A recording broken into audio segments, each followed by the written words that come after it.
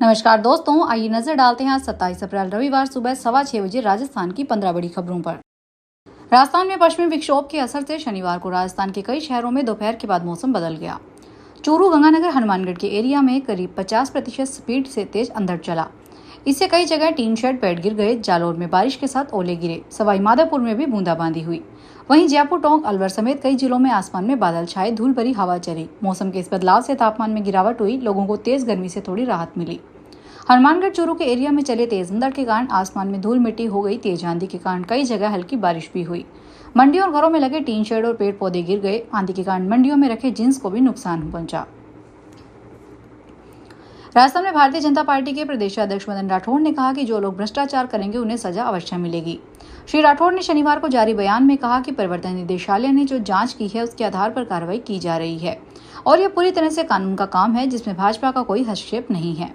उन्होंने कांग्रेस के नेताओं राहुल गांधी, रॉबर्ट वाड्रा और सोनिया गांधी की जमानत पर आकर प्रताड़ना के आरोप लगाने पर कहा कि गलती करने के बाद मिथ्या आरोप लगाना उचित नहीं है। कलकत्ता हाईकोर्ट ने कहा कि नशे में नाबालिग लड़की के ब्रेस्ट छूने की कोशिश करना prevention of children from sexual offence act के तहत रेप की कोशिश नहीं है। इसे गंभीर यौन उत्पीड़न की कोशिश माना जा सकता है। हम आरोपी को जमानत दे रहे हैं। कलकत्ता हाईकोर्ट का यह फैसला तब आया जब सुप्रीम कोर्ट ने कुछ दिन पहले इलाहाबाद हाईकोर्ट के ऐसे ही कमेंट को असंवेदनशील बताया था। सुप्रीम कोर्ट ने हाईकोर्ट के फैसले पर रोक लगा दी थी।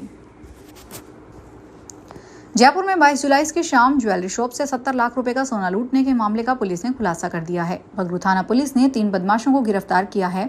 बदमाशों के कब्जे से अवैध हथियार, 2 बाइक और एक कंटेनर मिला है। बदमाशों ने पूछताछ में बताया वे जेल से छूटकर आए थे। जल्द पैसा कमाने के लिए चोरी का प्लान बनाया था और रैकी की।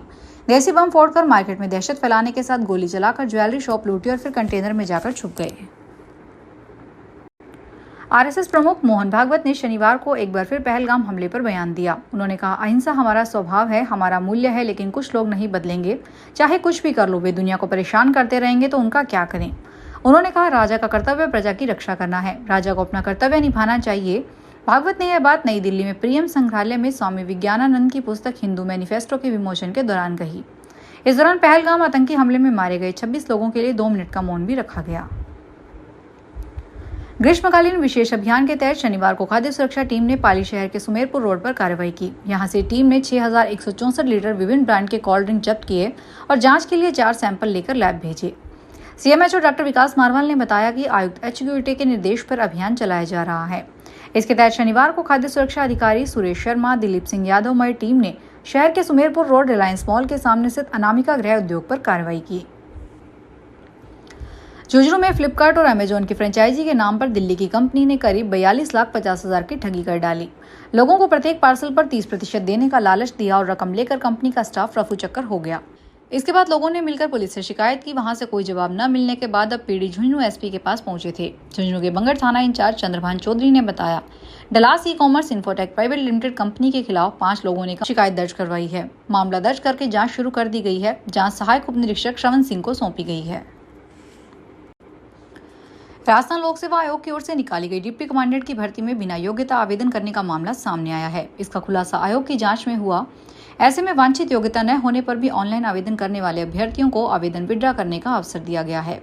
आयोग सचिव रामनिवास मेहता ने बताया कि 18 मार्च 2025 को भर्ती का विज्ञापन जारी कर 24 मार्च से दिनांक 22 अप्रैल 2025 तक ऑनलाइन आवेदन आमंत्रित किए गए थे। 4 पदों के लिए निकाली गई वैकेंसी में उल्लेखनीय अनिवार्य योग्यताओं के अनुसार आवेदन करने के लिए केवल सेना के कैप्टन स्तर के सेवानिवृत्त त्याग पत्र देने वाले भूतपूर्व अधिकारी अथवा इमरजेंसी व शॉर्ट सर्विस कमीशन से मुक्त ही पात्र हैं। राजस्थान हाईकोर्ट जयपुर के न्यायाधिपति मनोज कुमार गर्ग और कुलदीप माथुर ने शनिवार को चूरू के पुलिस लाइन में नए कोर्ट भवन का शिलान्यास किया। इस मल्टी स्टोरी बिल्डिंग में सभी न्यायालय एक ही छत के नीचे संचालित होंगे। न्यायाधिपति गर्ग ने कहा कि आधुनिक सुविधाओं से युक्त यह न्याय भवन 2 साल में तैयार होगा। इसका मुख्य उद्देश्य है कि अंतिम छोर के व्यक्ति को जल्द से जल्द न्याय मिल सके। कार्यक्रम में दोनों न्यायाधिपतियों ने भूमि पूजन के साथ पौधारोपण भी किया। इस अवसर पर जिला बार संघ अध्यक्ष नरेंद्र सैनी, जिला कलेक्टर अभिषेक सुराना और एसपी जय यादव उपस्थित रहे। जयपुर में 28 अप्रैल को संविधान बचाओ रैली का आयोजन किया जाएगा, जिसको लेकर भरतपुर कांग्रेस ऑफिस पर एक बैठक हुई। बैठक में बताया गया कि रैली में कौन कौन से मुद्दे होंगे, साथ ही ज्यादा से ज्यादा लोग रैली में शामिल करने के लिए जिला लेवल और ब्लॉक लेवल पर लोगों से संपर्क किया जाएगा। रैली में भाग लेने के लिए ज्यादा से ज्यादा कांग्रेसी कार्यकर्ता जयपुर पहुंचेंगे। प्रदेश लेवल की बैठक आयोजित की गई है। बूंदी में राष्ट्रीय राज्य कर्मचारी महासंघ के राष्ट्रीय अधिवेशन का आयोजन किया गया। कार्यक्रम में लोकसभा अध्यक्ष ओम बिरला ने कहा कि संगठन की वास्तविक शक्ति अच्छे विचारों को और राष्ट्रहित की भावना से आती है। बिरला ने कर्मचारियों की भूमिका को महत्वपूर्ण बताते हुए कहा कि शिक्षा, चिकित्सा और आपदा प्रबंधन में उनका योगदान राष्ट्र निर्माण के लिए आवश्यक है। उन्होंने भारतीय मजदूर संघ के संस्थापक दंतोपंत ठेंगड़ी के विचारों को याद किया। ठेंगड़ी का संदेश था कि देश हित में करेंगे काम, काम के लेंगे पूरे दाम। चित्तौड़गढ़ जिला कलेक्टर आलोक रंजन की शिकायत के बाद नगर परिषद चित्तौड़गढ़ के आयुक्त रामकिशोर मेहता को स्वायत्त शासन विभाग जयपुर ने एपीओ कर दिया है। इस संबंध में स्वायत्त शासन विभाग के निदेशक और विशेष सचिव इंद्रजीत सिंह ने आदेश जारी किए। आदेश में बताया गया कि आयुक्त मेहता को उनके कामों में लापरवाही बरतने और दायित्वों के निर्वहन में उदासीनता के चलते एपीओ किया गया है। अब निदेशालय जयपुर में हाजिरी देनी होगी। जयपुर के बिजनेस वुमन को वैश्विक मंच पर एक नई पहचान मिलने जा रही है। जयपुर में तितलम की संस्थापक भारती सिंह चौहान को अमेरिका के कैलिफोर्निया के सिलिकॉन वैली में टाइकॉन 2025 सम्मेलन के दौरान टाई 50 अवार्ड से सम्मानित किया जाएगा। भारती को यह सम्मान महिला सशक्तिकरण में सतत नवाचार और डिजिटल समावेशन के क्षेत्रों में किए गए कार्यों के लिए दिया जा रहा है। उनके नेतृत्व में तितलम द गुडविल स्टोर ग्रामीण महिलाओं के लिए सम्मानजनक आजीविका के अवसर बना रहा है।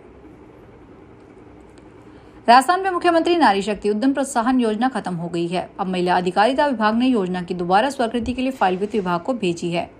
राजस्थान की महिलाओं को स्वरोजगार उपलब्ध करवाने के लिए सरकार ने मुख्यमंत्री नारी शक्ति उद्यम प्रोत्साहन योजना के तहत 4 साल में 4000 से अधिक महिलाओं को अनुदान युक्त ऋण उपलब्ध करवाया, लेकिन योजना की स्वीकृति 31 मार्च तक ही थी। अब महिला अधिकारिता विभाग ने योजना की दोबारा स्वीकृति के लिए फाइल वित्त विभाग को भेजी है। स्वीकृति मिलने के बाद फिर से आवेदन शुरू होंगे। आम आदमी पार्टी ने शनिवार को आरोप लगाया है कि दिल्ली की भाजपा सरकार कण प्रदूषण वाले कुछ हरे भरे इलाकों में एयर क्वालिटी मॉनिटरिंग सिस्टम लगाकर प्रदूषण के आंकड़ों में हेराफेरी कर रही है। दिल्ली आप के प्रमुख सौरभ भारद्वाज ने एक प्रेस कॉन्फ्रेंस में कहा कि भाजपा सरकार प्रदूषण पर बहुत बड़ा घोटाला कर रही है। वह दिल्ली की एयर क्वालिटी में सुधार बताकर जनता को बेवकूफ बना रही है। फिलहाल के लिए इतना ही। बड़ी खबरों को देखने के लिए चैनल को सब्सक्राइब करें। देखते रहिए एसपीटी न्यूज। धन्यवाद।